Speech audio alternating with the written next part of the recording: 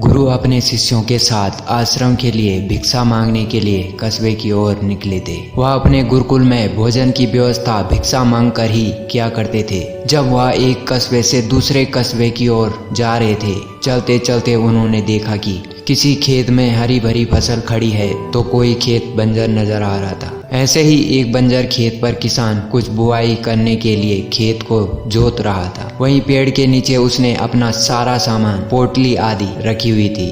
गुरु के शिष्यों में एक शिष्य शरारती था। वह शरारती स्वभाव के कारण किसान की रखी हुई पोटली को उठा लाया। गुरु को जब ज्ञात हुआ कि उसके शिष्य ने कुछ शरारत किया है, गुरु ने शिष्य को समझाया और कहा, पुत्र, इस प्रकार तुम गरीब किसान की पोटली चुराकर उसे कष्ट दे रहे हो। यह कार्य तुम्हें शोभा नहीं देता। तुम उस किसान को दुखी करके अपने ईश्वर को दुखी करोगे। तुम्हें जो पैसे भिक्षा में मिले हैं उसे ले जाकर उसी स्थान पर पोटली सहित रख दो और फिर किसान का भाव देखो। शिष्य ने ऐसा ही किया। वह पोटली और पोटली के नीचे भिक्षा में मिले हुए पैसे रख आया। गरीब किसान काफी दिनों से परेशान था। उसके घर में उसकी माता की तबीयत खराब थी। दवाई के लिए कुछ प्रबंध नहीं हो पा रहा था। जब किसान खेत का काम निपटा कर बैठा और उसने अपनी पोटली उठाकर देखी तो उसके नीचे कुछ पैसे थे। उसने इधर उधर देखा किंतु कोई नजर नहीं आया। किसान पैसे लेकर बहुत खुश हुआ और ऊपर दोनों हाथ करते हुए ईश्वर का धन्यवाद करता रहा। संभवतः उसके माता के लिए दवाइयों का प्रबंध हो गया था। वह खुशी से आंसू बहाता और दोनों हाथों से पोंछता जाता।